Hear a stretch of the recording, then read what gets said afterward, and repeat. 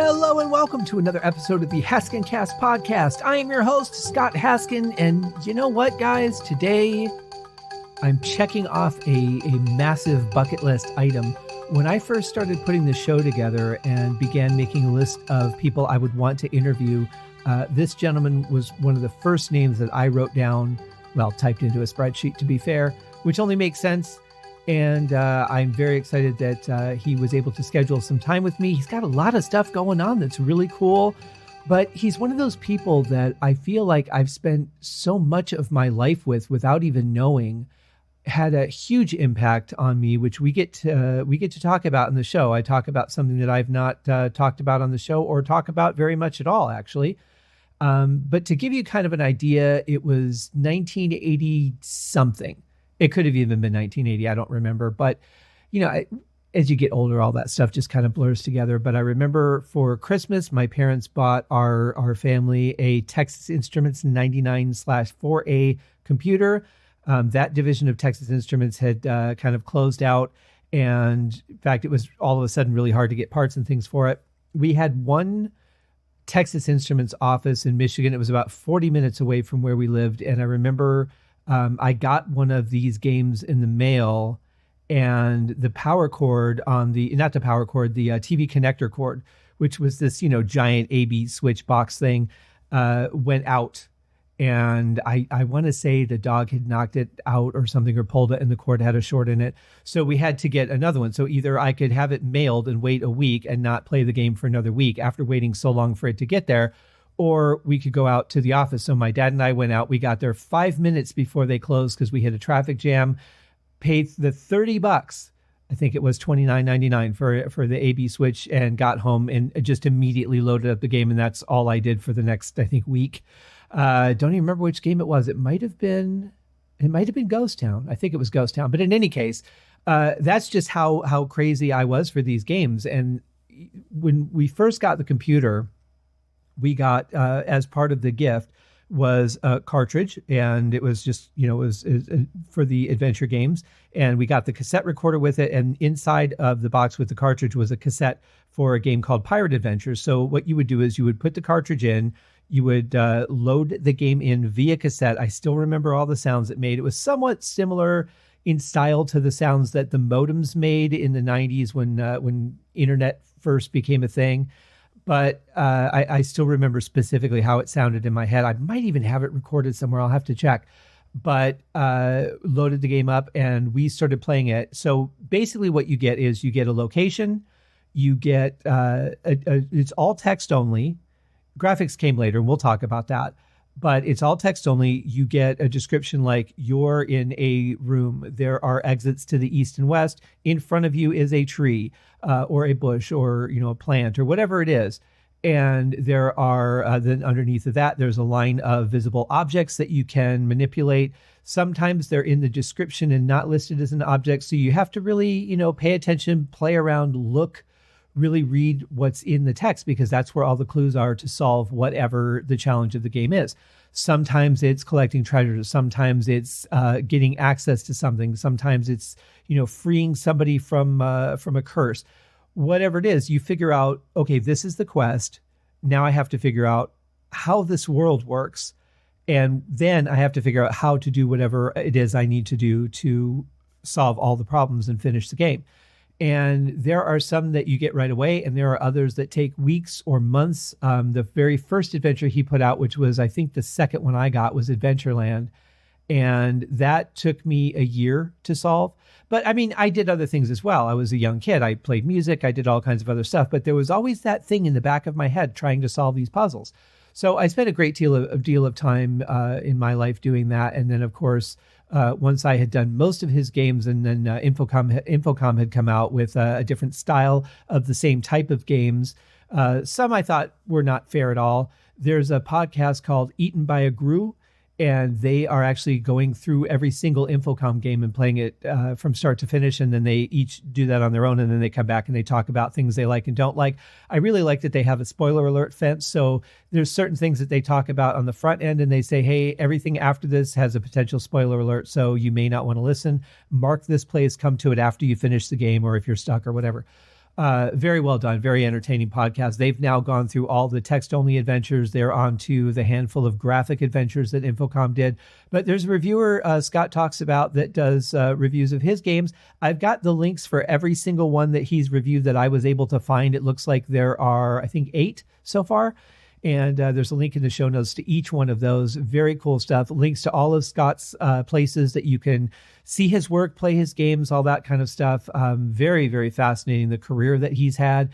And what's most amazing is that when he started doing this, he had to invent his own computer language to make this happen. And it wasn't like he just does what people do now and they can buy a program that helps you create an adventure. I actually tried to do that when Joshua Note was on the show. We talked about this, or I think it was when I was on his show, the Note show, we talked about it. But I actually tried to create my own adventure game, and I found it so difficult to do. I don't know that I could do it now, but I certainly couldn't then. Just trying to make sure that the puzzles are fair, that they're logical, that you're giving clues that make sense, that are there, but not giveaways. It's such a fine balance, and I was never able to create anything that I was happy with, even enough to get it to the point of giving it to somebody to check out and see what they thought. But I love the idea of it. I just love playing them. It's basically like reading a book where you're interactive. You don't create the world, but you get visuals of everything. If you're a visual thinker, when you walk into a room, you'll picture it. You'll take the description that's there and you'll expand it into whatever you need to and visualize that room. And it's pretty amazing. I've even had times where I've had aromas and things that I would expect in rooms at times. Very fascinating. But the challenge was always just being logical, using my brain, trying to find ways within the interface to describe what I was thinking, which is an additional challenge at times. But it's a lot. They're a lot of fun, and you can play most of those games for free right now. And the link is in the show notes. And then there's some new ones that you can purchase, which are fantastic. I'm working on Adventureland XL right now, and we talk a little bit about that game. Doing a little bit of beta testing on that as well. The game is not quite finished yet, but it's available to play. And I've found a few things that I've sent over to Scott. Hopefully they've been helpful. But it's just a lot of fun, and it's using muscles that we don't really use a lot anymore, which are our logistical problem-solving skills. I mean, for most things, we just Google it now, or we ask somebody. And you probably could Google the answer to a lot of these things, I would imagine. I know that the hint books are still available. He actually makes the hint book available on his website. But, try and use your brain. Let's work on those muscles, because just like anything else, if we don't keep those muscles strong, they're not going to be tough when we need them to be. And there probably will be times in our lives where we do need to think about things from a more logical standpoint, or problem solving or deduction, reasoning, that sort of thing.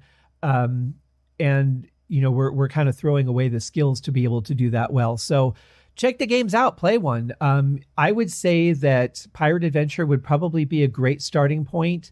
It's not too dangerous, but it's got a lot of good elements there. Adventureland is good. There's a couple of tough puzzles in it. So I would probably say Pirate Adventure would be a good place to start. Voodoo Castle is another one that is one of my favorites that would probably be a good place to start. That's a little more complex than Pirate Adventure, but it's one of those that it's not incredibly challenging. It's got challenges in it, but it's not to the point where you'd have to walk away for a month and go, I have no idea what to do here. There's a lot of good descriptions and a lot of good clues. They all have a lot of good clues, but this is a little more, I guess, I would say an entry-level game versus something like Savage Island or Golden Voyage, which I would definitely save for last, because those games are very, very difficult.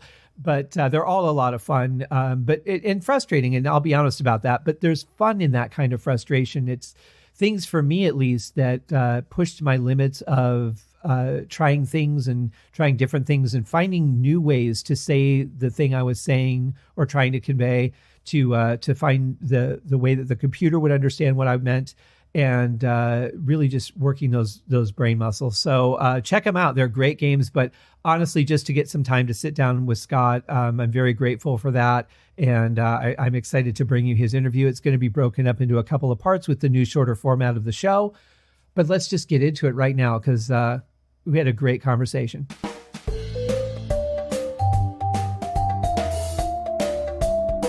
Ladies Ladies and gentlemen, I am really excited to bring my guest on. This has been in the works for a while, and this man is somebody who has taken up a ridiculous amount of my life with his wonderful creations, and I'm actually very grateful for that. We're going to get into why. Let's bring him on, Scott Adams. Scott, how are you today? Doing well. Thank you for having me on the show. I'm really excited to discuss things with you. Well, thank you. I am too. And I really want to start by thanking you, because you have been someone who has had a very profound influence on my life. I have been playing your games since really I can remember. I started with a TI 99 4A computer and the cassette tape. We got Pirate Adventure. That's the one that came with the cartridge. And I just ate it up and everything after that. And I just want to say, first off, thank you so much for giving me so much to enjoy in my life. Certainly my pleasure, and it's just always blown me away when I start hearing from folks that have such great memories of my classic games and how much they meant to them. I had no idea at the time how God was using my gift, but he certainly seemed to tickle the fancy of a lot of people, and for many of them it became life-changing. Certainly. But that's the beauty of it, isn't it? That it's something that you just wanted to do, and it just got out there and grew a life of its own. But it really came from just your passion of wanting to create something. Indeed. It was basically a gift God gave me, and I used it. And I had a lot of fun doing it. Sure. I want to be fair, though. They were not all fun moments. There were a lot of hours of frustration. When you and I connected a few years ago, I had made a comment on your first game, Adventureland, which was not the first one I played, but the first one that you released.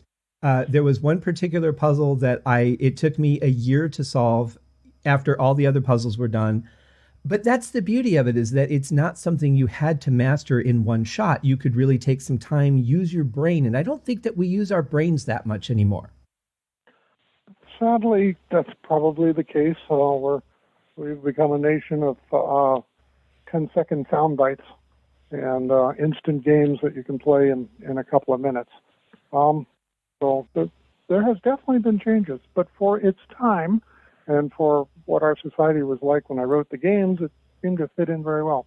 So that doesn't mean there isn't still a market for this type of game and people that enjoy playing it. It's just that it's not as big as it used to be.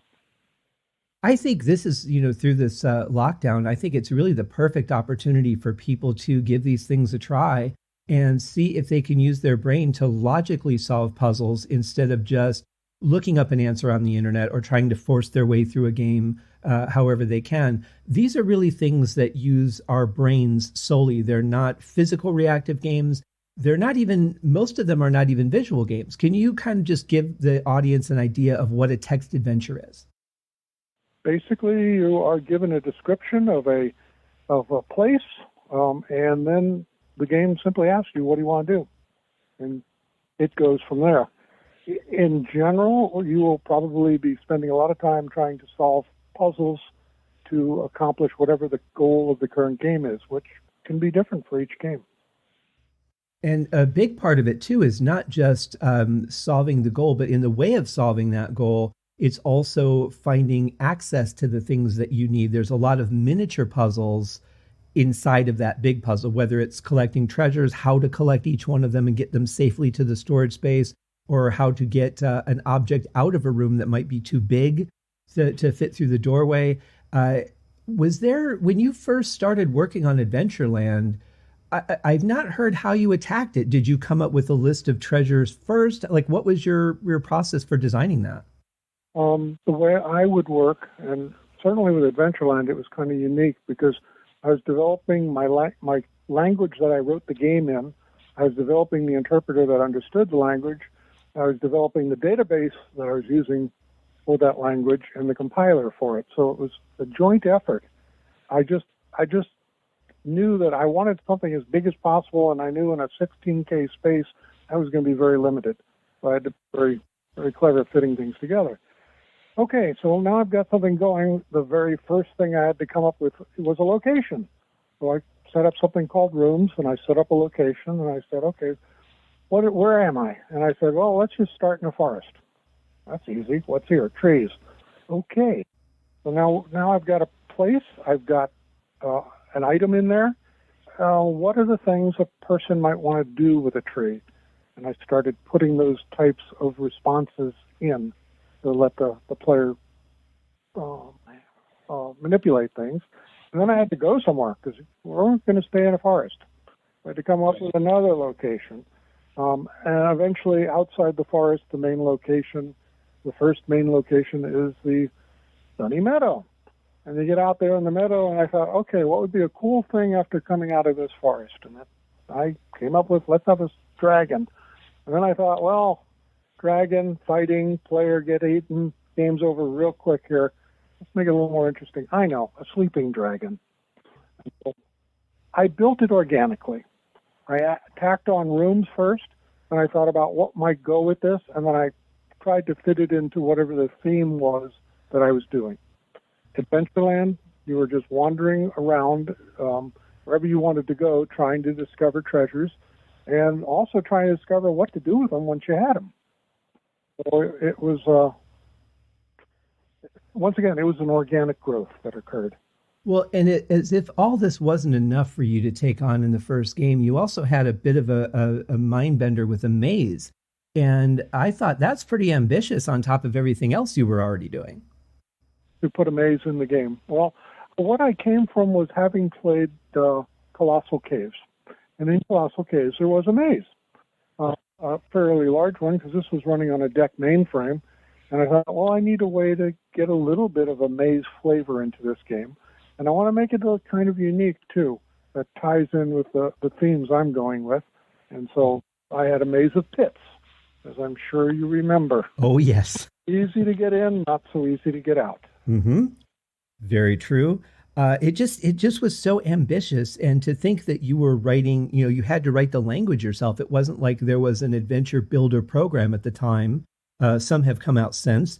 But there really was nothing before. You had Colossal Cave, and then you said, okay, I want to do this. And you really had to start from scratch. Yeah, I was working at Stromberg Carlson at the time, and as a programmer. And when I mentioned this to some of my colleagues, the overall response I got was a lot of laughter, saying you're not going to get a big game like Colossal Caves or anything like it on that little toy computer. Well, I love that you didn't cave into that. That really says a lot about your character. It seemed like the challenge. Sure. But another part of that challenge, too, in kind of giving people an idea of how this really was at the time, the file size that you had to work with was something that we can't even send an email on now. I mean, it's really insane to think about what developers were doing back in the day. You look at Atari, which had a max of 4K to do all the music and the graphics and everything. And you were really limited because your game could only be so big. The entire game had to fit in a 16K memory space, because that's what the target machine had that I was writing it on, which was the Radio Shack Model 1 Level 2. They had a Level 1 version of the computer, which didn't sell as well, thank goodness, because it was only 4K. That would have really been hard to get anything meaningful in. We would still be in the forest. That would be about it. Pretty much. So how did you come up with the idea of using the cartridge to utilize the system to build out a bigger world? I'm not sure what you mean. So I had the Texas Instruments 99 4A, and we had that cartridge that you would put in, and then you would load the game in via cassette. Okay. When we were setting up originally with TI and discussing this, because they came to us and asked us to produce the game for them and that they would publish it.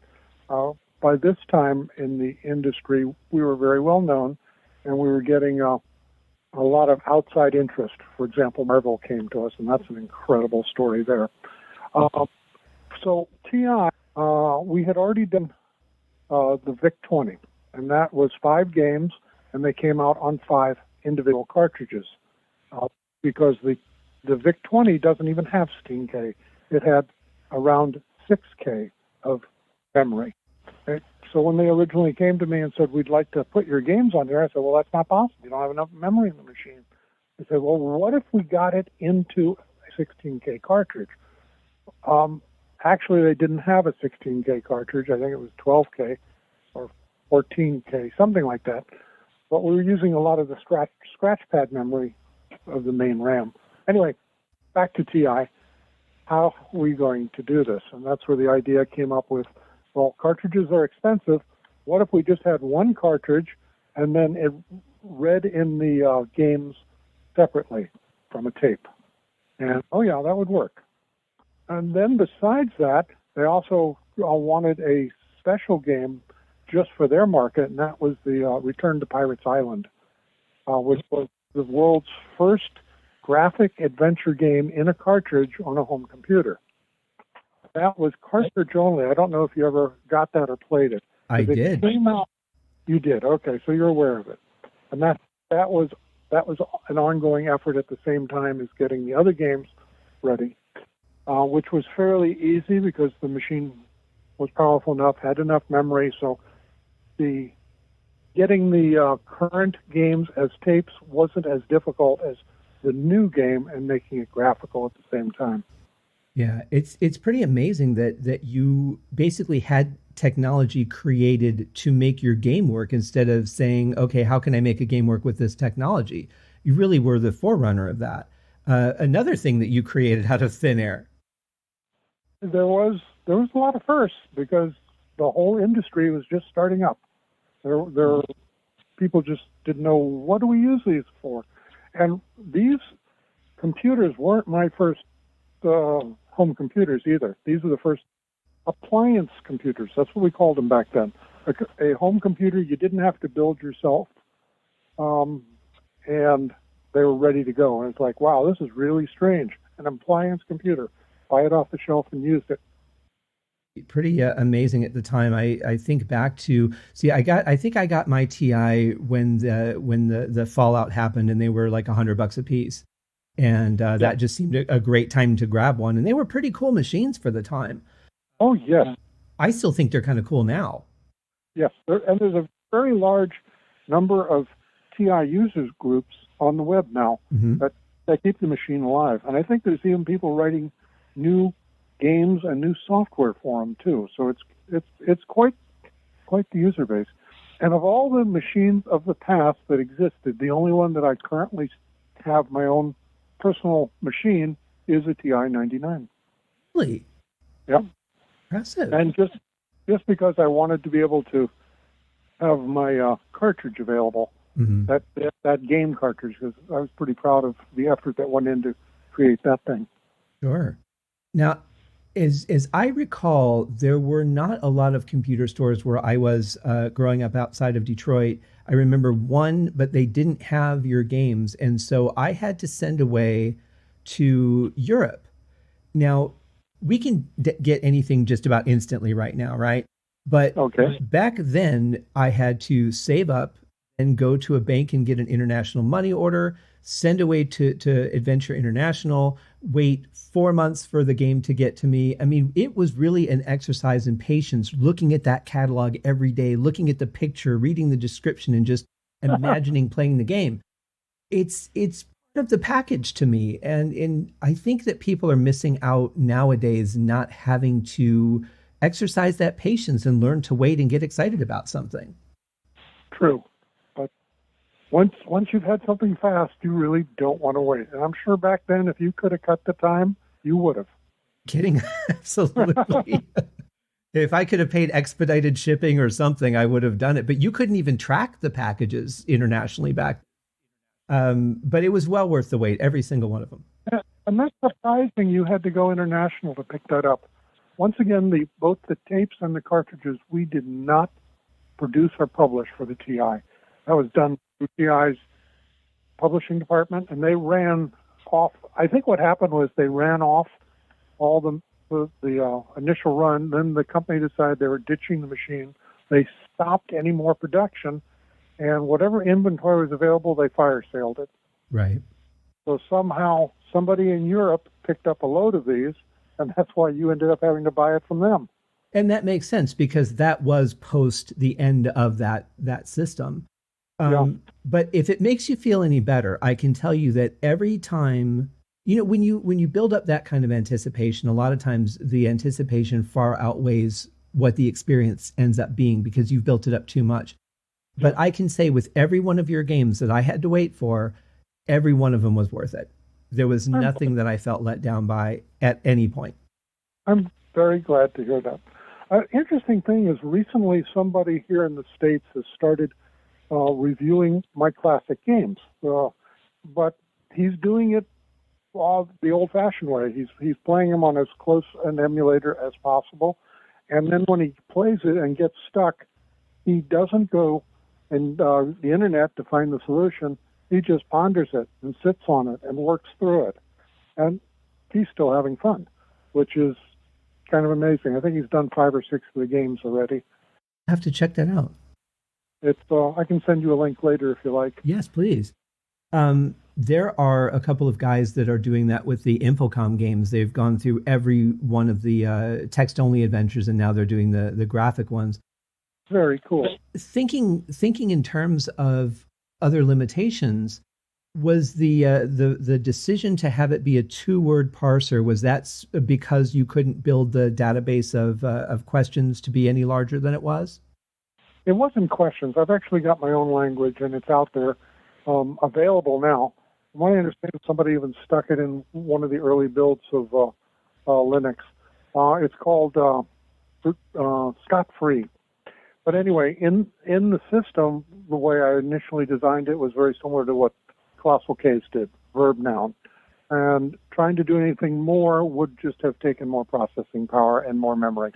Both the database would have grown and the parser would have had to grow. So at the time, it wasn't going to fit in 16K. Now, that's kind of what I figured the situation was. But either way, it works. I mean, I think the fact that you have a limited number of words really kind of makes your brain work a little bit harder to find the right combination of words to solve the puzzle, because you can have the answer, but if it's not worded in a way that the system will understand it, yes, that's part of where some of the frustration comes in. So that's another challenge as a player. Yeah, and unfortunately, it was also a challenge for me trying to give them enough vocabulary that it would work, and give them enough synonyms for words that would also work. And to further cut down the size of the database, the game does not have the entire word in there. Originally, Adventureland only had the first 3 letters of each word, which is kind of interesting and makes for interesting gameplay, especially about a poor little bear in Adventureland. I don't know if there's a story about that one. That was the one. I won't reveal the answer to that, but I'll just say that I came to the solution after a year just by being frustrated, and typed in a frustrated command, and that was the one that I was like, but once you get it, you're like, oh, now I see how that would have been the answer. I just didn't put it together. Okay. As much as I thought it was an unfair puzzle at the time, it actually was not an unfair puzzle at all. I just didn't see that clue. But that really leads me to a question in the development is, did you decide how was the puzzle too difficult, not difficult enough? How did you decide what was fair and what wasn't? My poor beta testers. That was another way the game grew organically. I would bring people in to play the game as it was, incomplete, and see what they do with things. Mm-hmm. And I would see where they were getting stuck, where they would be trying things that I hadn't even thought of. And I thought, yeah, that is a logical solution, something to do with this. And so I would try to merge in as much of that beta test playing into the game as possible. So in effect, I wrote about 70% of the game, and 30% I used beta testers to flesh it out. That's really smart. I mean, you're only going to think of what you're going to think of. Right. And I wanted as many different ways to tackle things and do things as possible. And yet still, it doesn't cover everything. How now you've revamped Adventureland into Adventureland XL, which I am working on right now. I find it fascinating, the integration of music and a little bit of visual, nothing that is detracting from the game, but it really adds a nice layer to it. If you had been able to add those elements back when you started, would you have done it, or do you think you would have kept it as text? Well, in a 16 game, it would have certainly been impossible. Mm-hmm. We started doing something like that when Apple came out, and you had a larger memory space, and also a decent way to put pictures out on the screen. The pictures are problematic. Yes, they're nice, and yes, you like having them, but people still draw visual clues from them. And also, many people, when they first saw a graphic version of one of my games, went and played it, and they would always respond back to me, but that's not how I saw it. Because they already had a preconceived notion of what they were looking at. And the pictures just didn't do it justice. Well, I think it's kind of like turning a novel into a movie. You know, whatever you picture in the novel, they're not going to be able to recreate in the movie the same way each individual's imagination works. Also, if you look at the screenplay of a movie, it is a tiny little folder compared to a giant book that it came from. A lot has to be sacrificed. Very, very true. So they just say, picture's worth 1,000 words. So just seeing things, it doesn't have to be described. But that was one of the nice things about the classic games that I did. I tried to use places and items that people could visualize, that they were familiar with. I did have people come back much later say, well, I remember playing your game when I was younger, and I just tried it now 30 years later, and I remember this vivid forest. I remember the leaves falling and the trees and the sandy path, and then I go in and look at the game, and it says, you're in the forest. Visible items are trees, and that's it. It's like, wow, the picture it painted in my mind lasted all these years. What's interesting on that note to me is that as I've gone back over the years and replayed some of the games, because fortunately I don't remember all of the solutions, so I get to solve them again. Okay. But even like take Ghost Town, for example, I remember exactly what I pictured when I first entered the stable. I remembered what I pictured when I first saw old paint. All of those things, like those visuals have stuck with me, and they just immediately come back when I enter those rooms in the games now. Isn't that amazing? It is. I think you gave us enough of a description for our minds to be able to paint that picture, but not too much where it was painted for us. And I think that was part of the beauty of it. Yes. It was amazing how it worked with folks. Because in effect, I was writing first grade primers, and people saw Tolstoy. Yeah. And as if all these challenges weren't enough, you also had to take your language and make it fit all the different machines that were out at the time so that you could release different versions. How did you tackle that? By just rewriting the interpreter. The language compiled down to a run set, and then I had to have an interpreter to run that. And most of the machines of the day were either 6502 or 8080 Z80 based. So once I did a conversion of the interpreter to 8080, then I could hit all the Z80 machines and all the similar ones, and just having to change the input and output, because most of them, as you mentioned, there's no graphics, there's no sound. All I really needed was ability to read the game in, ability to do a save game and read the save game, somehow write to the screen and read the keyboard. Well, that makes sense. But still, it had to be a challenge to be able to find the time to do that. It was, and I put the games on a lot of different machines that people probably have never even heard of. Exidi Sorcerer comes to mind. They probably never heard of it, but I've never heard of that. It came out at the time. I think that one was the Z80 based. We got a machine, and so we put the games on it. Wow. Basically, I did most of all the translations I did. It's just so impressive how much you had to do to make these seemingly simple games become a reality for so many people. But again, I can't thank you enough for putting all that effort in, because I can't even count the hours that I've enjoyed / been frustrated, but loved every minute of it. That's good. Where did the decision come to release the hint book? Getting tired of answering phone calls.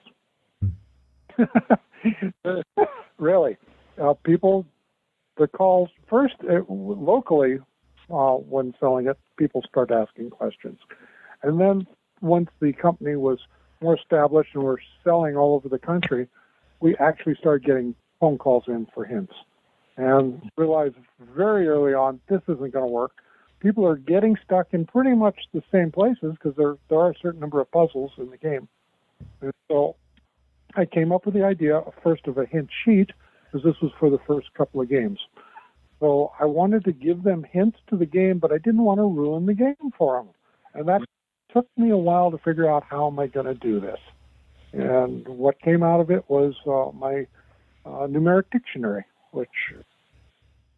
To describe it to folks, basically there'd be a question. It might say something like, are you stuck on the dragon? Okay, that would be the question in clear English. And then underneath there'd be 3 answers, 1, 2, and 3. But they were, instead of words, they were just a bunch of numbers. You'd take the number, you'd go down to the end of the hint sheet, and you'd find the word that number represents and write it down. And so you'd have to write out the hint. That way you don't accidentally read ahead too far, because the hints would slowly give you information, with the final hint going more towards an ultimate solution. You were really stuck. The wording of it was very careful, very basic, so that you didn't give anything away other than to know maybe if people looked ahead, oh, there's going to be a challenge with this. But you can't avoid that. There's only so much you can do. But sometimes 3 answers weren't enough, and you would go to 6. Yes. Did what had to be done to let them slowly get to that aha moment. If you had to read the final solution to a puzzle, you didn't get the aha moment, and you didn't get the thrill. True. The whole thrill of the game is, I did it. Wow, I just figured this out. The sense of accomplishment in these games are amazing, especially on some of the more difficult, even just surviving a maze when you finally get out of it and then you understand how it worked. Maybe you mapped it out, because I spent a lot of time making physical maps. Those would be some of the best moments in the game, was just getting past some of the individual puzzles. Finally solving the entire game was, I can't even explain it. Mm-hmm. A very good feeling. Yes, very much so. I wanted to ask you, is there any challenges in your life because you share a name with the artist that drew Dilbert? That's a very interesting question. Back at the dawn of the internet, back in the, late 80s, early 90s, I got an email when emails were starting to become popular. And it was from Scott Adams of Dilbert. You remember his email at that time because he was using AOL. It was scottadams@AOL.com. And he said, I've been trying to find you forever. I've been getting all this fan mail from people say that they've loved my game since they were a kid, and I don't know what they're talking about. And I have been trying to find you. And I said, this is really funny, because I've actually got a bunch of emails from people saying how much they love my comics. And so we exchanged these slew of emails over the internet back and forth to get back in sync with each other. Wow. Did you guys ever discuss doing an adventure based on Dilbert? Nope, no, that never came up. That could have been interesting. I don't know how well that would have worked, because they're really, kind of one-liners. Yes, they are. I remember at one time having a good discussion with David Gerald about potentially doing something cooperative, but we never did get that off the ground. David Gerald was the guy who did Trouble with Tribbles for Star Trek. That's and right. A bunch of others. Mm-hmm. Wow. Very fascinating story. I love that. Yep.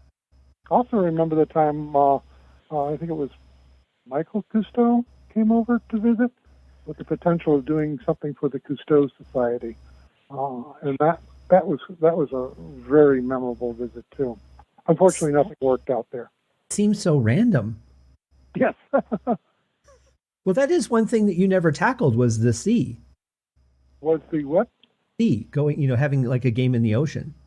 Right, underwater. Mm-hmm. Also, I remember a time that I got invited to Harlan Ellison's 50th birthday party and got to meet a slew of luminaries there. It was a very small group of people because this was a surprise party for Harlan. Isaac Asimov showed up. George Takei showed up. A couple of others that names are escaping me. But amazing number of creative people out there. Well, for those of you who thinks that Scott just sits in his basement playing on a computer, obviously his life is far more colorful than that. Yes. And also I like to travel. We've got, my wife and I, we have a trailer, and we try to get around the country and see different sites. We've gone out east, out west, south, and north. So we never know where we're going to be heading. That makes it fun, though. Yep. If you want to learn more about Adventure International, we have a web page. My old web page is msadams.com, but also on Facebook, there's an Adventure International fan page, too. People can take a look at that. Now, I wanted to ask you, because you had mentioned this earlier, the connection with Marvel. How did Marvel come to contact you? They either wrote or called. They probably called. I think the receptionist came and talked to me. They were interested in expanding their brand. Joe Calamari, who was the vice president of the comic book and merchandising, had been doing a lot of outside merchandising. There were hardcore regular games, box games. There were dolls. There were toys. And he saw that the nascent computer market was starting to take off and decided he wanted to get Marvel involved. And from the story that he gave me, he said he basically asked a number of people, what company should I contact to make a game with Marvel characters? And he said everybody he talked to said Adventure International. And that's kind of stunning, because there were a number of other companies around by this time. So he did. He contacted us. I flew up to New York, went to Manhattan, went to Marvel offices, met with Joe. I also met with Jim Shooter, who was the editor at the time, Byrne, and a bunch of others. And it was an amazing experience. And basically what they said was, you know how to make computer games. We know how to make these Marvel characters. We're going to leave the control of what you do to you. Do whatever you want. And our only thing is we're going to want to vet any artwork. You can do the artwork, but we have to agree that it is Marvel, which they did. At the same time, they came up with the idea that with each game there was going to be a dedicated comic book. And I got to write the comic books. So I'm also a Marvel author. Wow. And at the same time, I was aware of Marvel, been reading them since I was a kid, but I didn't know everything about Marvel. I said, I wish there was a way I could understand your Marvel Universe better. They said, funny, you should say that. We're about to come out with the Marvel Universe Encyclopedia. It's not out yet, but we can give you a pre-publication of it. I read that cover to cover and used that in basing my games and decisions. And it was a lot of fun. From what I understand, I've been told that I am the only Marvel game writer who has introduced new characters in the games that then became part of the Marvel canon. So some of the characters I introduced now are part of Marvel, the Marvel Universe, and they have their own history. Amazing. But they wanted to vet the artwork, but they didn't want to approve the game itself to make sure that it they would, yeah. Oh, okay. They would approve it, but they never said anything. It was basically, oh, yeah, that's pretty good. Wow. Oh, yeah, we're having fun with this. So there was never any editorial comment. So they contact you and they say, we want you to write a game. What was that? I mean, how did that feel for you? That was great. Yeah, it really was. I love Marvel. Comic books, science fiction, I had loved them since a kid. And to be able to work with Marvel. When I first came up with what I was going to do for the first character, I told them, okay, I'm going to do the Hulk. And I remember Joe saying, the Hulk? Wait a minute, are you sure? Spider-Man's sort of our best-selling character. I said, yes, I know that. That's why I want to do the Hulk.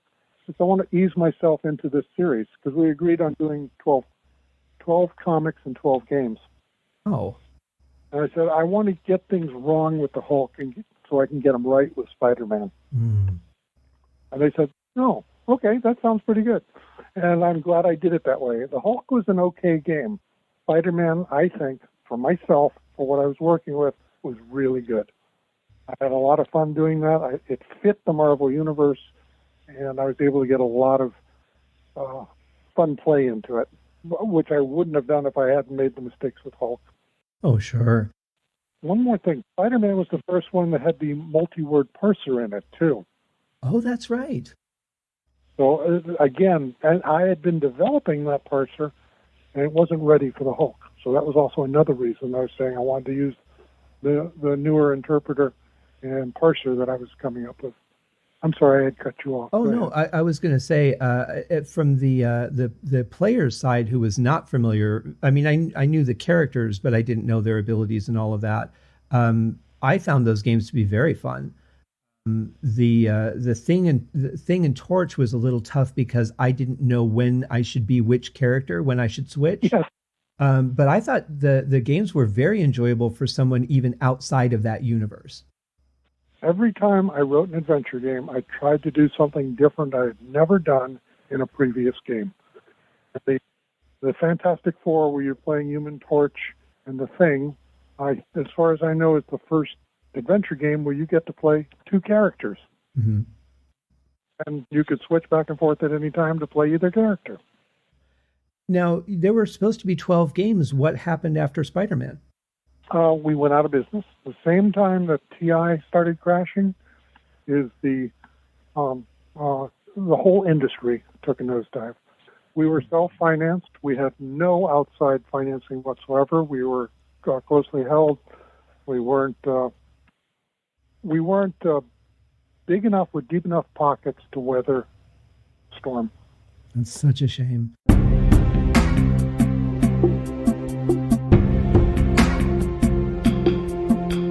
Yeah, just so many amazing moments in his life, and what a pioneer of the computing age he's been and continues to be. And I really like that. I love that he's still creating things for us to enjoy. Obviously, I have a very personal relationship with his work, and it's meant a lot to me, and you'll hear more about that when we get to part 2 coming up soon. Thank you guys so much for joining me for this very special episode. It means a lot to me. I hope you guys enjoyed it as much as I did. And please make sure to rate the show on Apple Podcasts and iTunes, and throw a like on an episode on Podbean or wherever you're listening if you like it. Some of those I actually do get to see, which makes me very happy. And we'll see you guys next week for another episode of the HaskinCast Podcast.